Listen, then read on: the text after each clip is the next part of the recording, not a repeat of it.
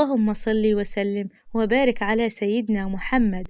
قبل ما نبتدي حكاية النهاردة يا ريت تضغطوا لايك وتشتركوا عندي في القناة.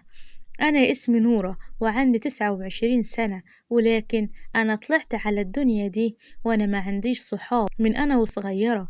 الكل بيبعد عني علشان أنا جمالي على قدي، مش حلوة زي باقي البنات ولا واحدة مهتمية بنفسها خالص. أنا كنت كل اللي مهتمية بيه دراسته وبس. كانت الولاد في الكلية مسمييني المسترجلة، بس أنا كنت بشوفهم وبمشي على طول وما بتكلمش معاهم خالص. وعدت الأيام والحمد لله، وأنا دلوقتي بشتغل في مصلحة حكومية. وأنا نسيت أقول لكم إن إحنا مستوانا المادي كويس، يعني مش فقيرة قوي ولا غنية قوي، يعني تقولوا عليا كده ماشية حياتنا بستر ربنا. وكانت الحياة ماشية عادي، بس وقتها كل اللي حوالينا وعيلتنا تحديدا، يعني كل ما أروح أحضر فرح أو كده كانوا بيبصولي بنظرة إن إزاي دي لحد دلوقتي ما اتجوزتش. ووقتها كانوا بيقولوا إني أنا أصلا إزاي هتجوز، ومين هيرضى يبص في خلقة واحدة وحشة زي كده، ولا مهتمية ببشرتي ولا بلبسي ولا أي حاجة. أقول لكم بصراحة أنا كنت مكبرة الموضوع خالص، كنت حابة اللي يتجوزني ما يبصش لشكلي خالص، يحبني على شخصيتي وكده يعني. وفعلا بقيت محضرش أي مناسبات عائلية خالص. وعدت بينا الأيام. في يوم رحت مصلحة حكومية عشان أخلص شوية ورق، وكان طالبها مني الشغل. وقتها اتخانقت مع الموظفة اللي هناك لأنها تعبتني قوي بصراحة. كل شوية أطلع وأنزل علشان أخلص الورق، وبعد كده فضلت أتخانق معاها وفضلت أقول لها حرام عليكي يا شيخة، أنا من الصبح قاعدة قصادك، وبعدين يعني الورق ده مش هيخلص في يومنا النهاردة ولا إيه؟ اسمعي، أنا لازم أشوف المدير، إن الكلام ده ما ينفعش خالص. اهدي اهدي بس يا فندم، بلاش تزعقيلي كده، وده شغل، افهمي شغلي أحسن مني ولا إيه؟ وفعلا وقتها اتعصبت أكتر وفضلت أزعق فيها واتخانقت. ولما أنا بزعق فيها بصيت ورايا كده لقيت واحد خرج من المكتب بصلي. ايه ده؟ انا اول ما شفته، بس ايه ما اقولكوش، ده انا اول ما شفته بقيت اطلع قلوب كده من ناحيتي. الواد كان مز قوي، طول بعرضه جمال ايه، ولا البرفم بتاعه ما اقولكوش بقى الريحة اللي طالعة من ناحيته. وقتها جابني وقال لي خير، بالراحة بالراحة يا استاذة، احكيلي فيه ايه، يمكن اقدر اساعدك في مشكلتك. ها يا فندم، دي مش عايزة تخلصني، أنا لازم أشوف المدير. أيوة حضرتك، اهدي بس، أنا بس المدير، خير في إيه حضرتك؟ أول ما قال لي إني أنا المدير، أنا وقتها فتحت بقي من الصدمة، حلو ومز كده. وقتها الراجل كان ذوق قوي معايا، وراح أخدني على المكتب علشان يحل المشكلة. وفعلا خلص لي كل حاجة وأنا قاعدة على مكتبه. وقبل ما أمشي طبعا أنا شكرته، شكرا يا فندم على تعبك. ولا تعب ولا حاجة، أهم حاجة إنك تكوني راضية. أنا أول مرة أشوف عيون تسحر كده. نعم نعم يا فندم. المدير فضل يعاكس فيا وفي جمالي. أنا وقتها مش مصدقة كلامه خالص ومش مستوعبة، وما قدرتش أرد عليه. أنا أول مرة حد يكلمني بالطريقة دي ويعاكسني في حياتي. سكت، وقبل ما أمشي راح قال لي إيه يا فندم، اتفضلي رقم تليفوني إن احتجتي أي حاجة، أي حاجة معاملة، أي حاجة تحب تخلصيها في المصلحة، أنا هنا، رن عليا بس وما تتعبيش نفسك، أنا هخلص لك كل حاجة. أنا بجد مش متشكرة أوي يا فندم، حضرتك ماشي ماشي حاضر، عن إذنك. وفعلا وقتها سبته ومشيت ورحت البيت ودخلت أوضتي وفضلت أفكر في اللي حصل معايا النهاردة ومش مصدقة بالجمال ده كله. يبصلي أنا، يبصلي على إيه؟ طبعا وقتها أنا كنت عايزة أتحجج بأي حاجة علشان أتكلم معاه في التليفون. وفعلا تاني يوم رنيت عليه وفضلت أشكره على اللي عمله معايا وكده. وقتها تأسف لي وقال لي معلش، أنا يعني أخدت راحتي في الكلام معاكي شوية وفضلت أعاكس فيكي، معلش، أوعي تفتكريني إني أنا واحد يعني بتاع بنات وكده، أنا أول مرة أحس بالإحساس ده. نعم يا فندم، إحساس إيه؟ أنا مش فاهمة حاجة. أنا أول حاجة لازم أتعرف عليكي، أعترف لك بكل حاجة جواي. أنا بصراحة من النوع اللي مش بيحب اللف والدوران. هو أنت اسم حضرتك إيه؟ أنا اسمي نورة. عاشت الأسامي يا نورة. أنا بصراحة من أول ما شفتك من أول نظرة عجبتيني قوي، وأنا حابب إني أدخل البيت من بابه وأتقدم ليكي. موافقة عليا؟ أنا مش مصدقة. ها؟ أنا مش عايز منك رد دلوقتي، اسألي عليا كويس، ولو حبيتي إني أنا أجي أتقدم لك وأجيب أهلي أنا موافق، واسم عيلتي كذا. وفعلا وقتها قال لي على اسم عيلته، وأنا قلت لماما، وماما سألت على العيلة وطلعوا ناس أغنياء جدا وعيلة محترمة وكبيرة قوي في البلد. أنا وقتها بصراحة كنت حاسة بنفسي إني أنا بحلم، مش مصدقة اللي بيحصل لي. وفعلا تاني يوم كلمته في التليفون وقلت له إن ما عنديش مانع إن يجي هو وأهله يجوا يتقدموا لي. وفعلا بعد يومين لقيته جاي هو وأهله يتقدموا لبابا. وطبعا وقتها بابا ما كانش مصدق نفسه إن عيلة كبيرة زي دي جاية تخطبني. وقتها بابا كان عايز يوافق في نفس اللحظة، بس لازم يمشي ورا الأصول. قال له يومين وهنرد عليك يا ابني.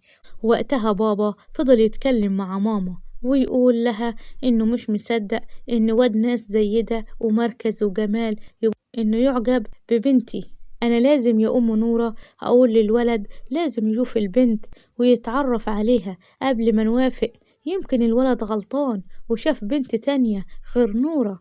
بلاش تقوله كده يا أخويا لحسن البنت تزعل. بقولك إيه، ده نصيبها ورزق ربنا ساقه لحد عندها، احنا هنقوله لأ؟ عندك حق، البنت شكلها محظوظ قوي. وفعلا وقتها بفترة بابا رد عليهم وقال لهم إن احنا موافقين على الجواز، بس لازم الأول العريس يشوفني. وفعلا وقتها شافني وكان مبسوط قوي. وقتها بابا شاف الفرحة في عيون عريسي اللي اسمه رزق. وفعلا هو كان بالنسبة لي رزق كبير قوي. وقتها اتفق مع بابا إنه يدفع لي مهر كبير قوي غير المتعارف عليه يعني. ولو بنات العيلة اتدفع لهم 50، أنا اتدفع لي 100 بغير الشبكة. وكل حاجة كانت على العريس. طلب من بابا إنه ياخدني بشنطة هدومي. بس وقتها طبعا بنات العيلة أول ما شافوا العريس كانوا كلهم بيبصولي بنظرات استحقار، إنه إزاي وقعت واحد زي ده أصلا. بصلي على إيه؟ على جمالي ولا على مالي؟ مفيش حاجة يا حسرة يبصلي عليها. وفعلا وبعد شهر عملنا الفرح في قاعة كبيرة قوي. وقتها العيلة كلها بالذات عيلة بابا كانت مصدومة من اللي بيحصل، زي راجل غني زي ده يتجوزني أنا. وتمت الجوازة، الفرح خلص، طلعنا وسافرنا على باريس علشان نقضي شهر العسل هناك. طبعا أول ليلة مع بعض هناك في ليلة الدخلة يعني أنا كنت مكسوفة قوي وجهزت نفسي ولبست أحلى حاجة عندي. وهو طبعا وقتها جوه الحمام عمال يظبط نفسه. وبعد شوية وأنا قاعدة على السرير مستنياه خارج من الحمام، ولكن خرج وهو لابس لبس أستغفر الله العظيم. أنا وقتها بعد ما كنت قاعدة وقفت من الصدمة، لقيت جوزي خارج وهو لابس قميص نوم وحاطط ميك اب كامل ولابس باروكة فوق دماغه. أنا وقتها اتصدمت ومش فاهمة أي حاجة من اللي بيحصل. هو وقتها قال لي اقعدي ما تخافيش يا نورة، ما تخافيش، أنا هحكي لك على كل حاجة وانت ليك الاختيار تكملي معايا ولا تتطلقي. وقتها جوزي فضل يحكي لي على الكارثة وفضل يقول لي إنه من النوع اللي مش بيحب البنات خالص، طلع شاذ، وإنه بيلاقي نفسه لما بيفضل يحط ميك اب ويتحول لبنت. زي ما بقولك كده ما تستغربيش، وبعدين احنا هنفضل عايشين مع بعض زي الاخوات يعني، فاهمة؟ مش هيحصل بينا أي حاجة، بس أنا اتجوزتك علشان أهلي ما يفضلوش يزنوا عليا، وعلشان كمان مركزي واحترامي قدام الناس، يعني كغطا. يعني أول ما ندخل البيت أنا أحب ألبس كل اللي على مزاجي واللي يعجبني. موافقة بكده نعيش زي الإخوات ولا تحب تتطلقي؟ وقتها الناس هتتكلم وتقول طلقها من أول ليلة، أكيد علشان وشها النحس.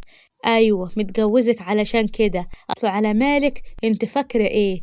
اني انا اتجوزتك علشان جمالك مثلا؟ يعني كنت قاصد ان انا اختار واحدة وحشة زيك علشان محدش يشك فيا وباللي انا بعمله، واللي زيك مستحيل تتطلق. صدقت انها اتجوزت. المهم هتحب تكملي معايا بالوضع ده ولا ايه؟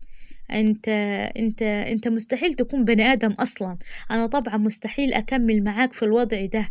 انت لازم تطلقني دلوقتي، لازم اكشف حقيقتك قدام الناس كلها. خلاص اثبتي كلامك ده قدام الناس، اصلا ما حدش هيصدقك. يبو ابن الحسب والنسب ويصدقوتي.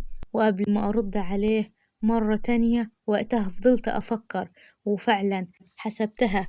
لو اتطلقت منه دلوقتي الناس هتقول عليا ايه؟ وبعدين يلا اهو اسمه راجل وخلاص، ويلا اهو اسمه جوازة وخلاص قدام الناس وخلاص. وأول ما يتقفل علينا باب واحد يعمل اللي هو عاوزه. وفعلا وقتها قررت إني أنا وافقه وأكمل في التمثيلية دي قدام الناس. وهو طبعا قال لي إن كل طلباتي مجابة، وفعلا حط لي حساب في البنك وجاب لي أحلى عربية، وكنت كل ما أطلب منه فلوس ما يبخلش عليا خالص. وأيوة بقى لما أطلب منه شوية ميك اب ينزل السوق ويشتري لي الميك اب ويشتري شوية حاجات كمان. ليه بيفهم في أنواع الميك اب أوي يا جماعة، أحسن مني بكتير. وفضلت ماشية معاه على هذا الحال. وأول ما بيتقفل علينا باب واحد بيعمل حاجات غريبة أوي. أنا بصراحة أنا في الأول كنت بصرف الفلوس براحتي وبعمل كل اللي أنا عاوزاه وبعمل كل اللي أنا عاوزاه، ولكن مع الوقت حسيت إن عايزة راجل في حياتي. وكنت كل ما أروح وأشوف جوزي بالمنظر ده، مش راجل، إزاي راجل بيعمل ده؟ ووقتها فضلت أنصحه بالحسنى. وقتها هو قال لي انت مالكيش دعوة بكده يا حبيبتي، خليكي في نفسك، وبعدين انت كل اللي عايزاه الفلوس، مالكيش دعوة تعملي نفسك انك عايزة مصلحتي. وفعلا وقتها قررت اني انا اسكت طبعا. وقتها زمايلي في الشغل كانوا بيحسدوني على الهنا اللي انا عايشة فيه، وجوزي زي الفل وراجل محترم وفلوس. كل طلباتي كانت مجابة وقتها. بنات عمي وبنات عمتي وكانوا بيحسدوني على جوازي من رزق، بس هما ما يعرفوش، كانوش يعرفوا الحقيقة وقتها. وفعلا بعد سنتين بالظبط وقتها تعرفت على زميلي في الشغل، راجل بسيط جدا، حتى جماله يا ناس كان زيي بالظبط، جماله بسيط. وقتها تعرفنا على بعض وأنا كنت مبسوطة جدا، مبسوطة أوي بعدنان. أخيرا حسيت إنه راجل ملك حياتي. فضلت أتكلم وأحكيله على كل حاجة. وقتها قررت إن احنا نتجوز.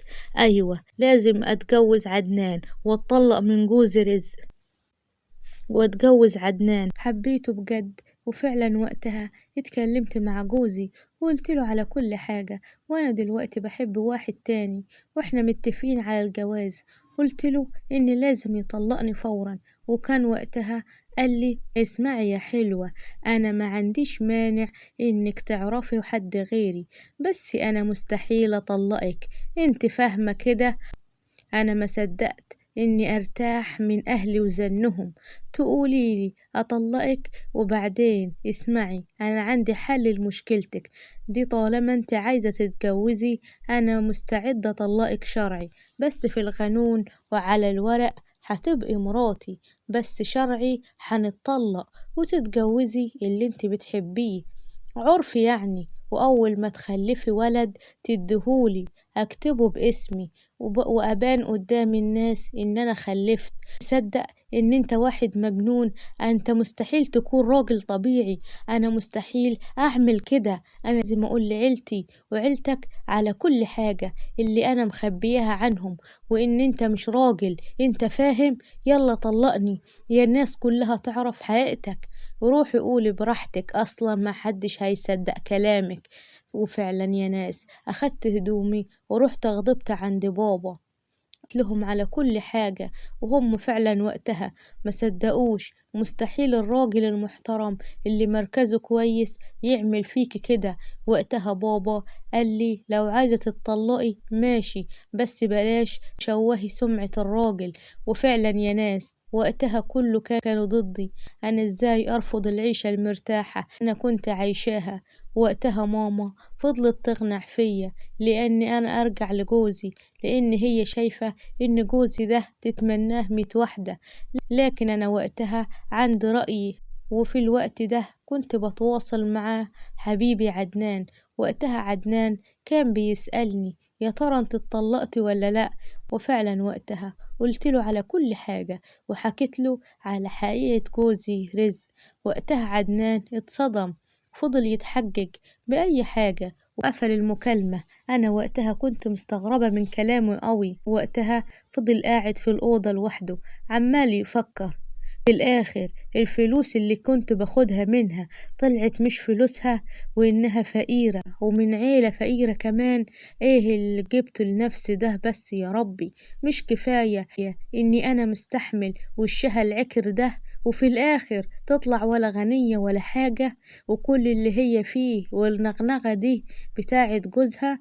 أنا لازم أكلم جوزها ده كله على كل حقيقته، يمكن وقتها يخاف إني أنا أتكلم ويدفع لي فلوس. وفعلا وقتها تفكير عدنان كان حقير جدا، وأنا اللي فاكراه إنه كان بيحبني. وفعلا وقتها يا ناس في الفترة الأخيرة هو كان بيطلب مني فلوس، وأنا ما كنتش برفض خالص، كنت باخد من جوزي واديله. وفي الآخر طلع ما بيحبنيش، بيحب الفلوس. وفعلا فضلت قاعدة في بيت بابا لمدة شهرين، وفي الشهرين دول طبعا عدنان كانش بيتواصل معايا خالص، حتى أنا لما كنت بكلمه كان بيتحجج بحاجات. وأنا وقتها حسيت إنه كان بيبعد عني وعايز ينهي علاقتنا دي، بعد ما عرف إني أنا ما عنديش فلوس ولا حاجة، وكل العز اللي أنا كنت فيه ده بسبب جوزي. وفعلا أنا سبته على راحته. وعدت الأيام، وفي يوم لقيت جوزي عمال يكلمني ويقول لي تعالى على البيت هنتفق وهعمل لك كل اللي انت عاوزاه، انت عايزة تتطلقي هطلقك يا نورة. فعلا وقتها كنت انا مستغربة جدا، بس كنت مبسوطة انه هينفذ لي كل طلباتي. وفعلا اخدت بعضي ورحت على البيت، وفضلت ادور في الفيلا كلها ولكن ما كانش موجود. وطلعت الدور اللي فوق، واول ما فتحت باب الأوضة وقتها اتصدمت، لقيت جوزي لابس اللبس اللي هو بيلبسه، قميص نوم، قاعد على السرير شبه الحرية بالظبط، كان مش راجل خالص. واتفاجئت أكتر لما لقيت حبيبي عدنان قاعد جنبه. وقتها فضلت أتخانق معاهم. وقتها جوزي فضل يقول لي اهدي اهدي بس يا حبيبتي، اهدي واقعدي كده، لأن حبيبك عدنان عمل معايا صفقة حلوة قوي. صفقة اهدي إن شاء الله. وانت يا عدنان ليه بقى بقالك فترة مش بتكلمني؟ تفاجئ انك انت قاعد هنا؟ اهدي بس يا حبيبتي، عدنان كلمني وكان عايز مني فلوس، وانا وقتها قلت له اني انا محتاج اني انا اخلف، وقلت له على الخطة اللي في دماغي، إنكم تتجوزوا شرعي من غير ورق وتخلفوا وتكتبوا الولد باسمي مقابل الفلوس. ووقتها هو وافق عدنان. أنا وقتها ما كنتش مصدقة نفسي، وفي نفس الوقت كنت خايفة أرفض عرضهم ده، لأن الاتنين ممكن يتفقوا عليا ويعملوا فيا حاجة هنا. علشان كده كنت بجاريهم ووافقت على كل حاجة. وفعلا في نفس اللحظة كانوا محضرين شهود، وراح طلقني وكتبنا ورقتين عرفي وجابوا الشهود بسرعة. وفي وقت هم عمال يكتبوا الورق أنا كنت قلت لهم رايحة المطبخ بسرعة جريت ورنيت على الشرطة أخرج من الفيلا، ورحت بلغت الشرطة بكل حاجة حصلت معايا. فعلا الشرطة راحت على هناك وشافتهم، ردت عليهم وهم متلبسين. وفعلا وقتها جوزي ما أنكرش أي حاجة، اعترف بكل حاجة والحمد لله. أنا اتطلقت منه دلوقتي، ما بفكرش في الجواز خالص، كل اللي بفكر فيه هو شغلي وبس. ودي حكاية النهاردة، وما تنسوش تكتبوا له رأيكم في الكومنتات، وأشوفكم في حكاية جديدة. سلام.